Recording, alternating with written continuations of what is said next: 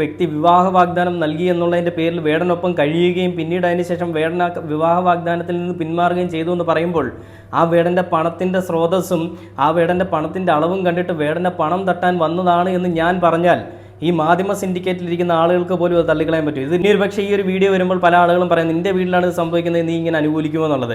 എൻ്റെ വീട്ടിലെ സ്ത്രീകളോ അല്ല എൻ്റെ വീട്ടിലെ ആളുകൾ ഇങ്ങനത്തെ ഒരു വാഗ്ദാനത്തിൻ്റെ പിന്നാലെ പോകുന്നവരല്ല. ഇങ്ങനത്തെ വാഗ്ദാനങ്ങളുടെ പിന്നാലെ പോകുന്ന ആളുകളുടെ മനോഭാവം എന്താണെന്നുള്ളത് നമുക്ക് ചിന്തിക്കാവുന്നതേ ഉള്ളൂ. അല്ല, പലപ്പോഴും നമ്മൾ പല കാര്യങ്ങളും ചർച്ച ചെയ്തിട്ടുള്ളതാണ്, അല്ലെങ്കിൽ നമ്മൾ കണ്ടിട്ടുള്ളതാണ്. ഇങ്ങനത്തെ ഒരു വാഗ്ദാനം കിട്ടിയെന്നുള്ളതിൻ്റെ പേരിൽ ഓടി ഇറങ്ങി വീട് വിട്ടു പോവുക, അല്ലെങ്കിൽ അവർക്കൊപ്പം കറങ്ങാൻ പോവുക, പിന്നീട് അതിനുശേഷം വന്നിട്ട് പശ്ചാത്തപിക്കുക, പിന്നീട് അതിനുശേഷം തുറന്നു പറയുക, ഇങ്ങനെയൊക്കെ ചെയ്യുന്നത് വലിയ പുണ്യാളന്മാരാണെന്നാണ് വിചാരിക്കുന്നത്. ഒരു കോപ്പുമല്ല.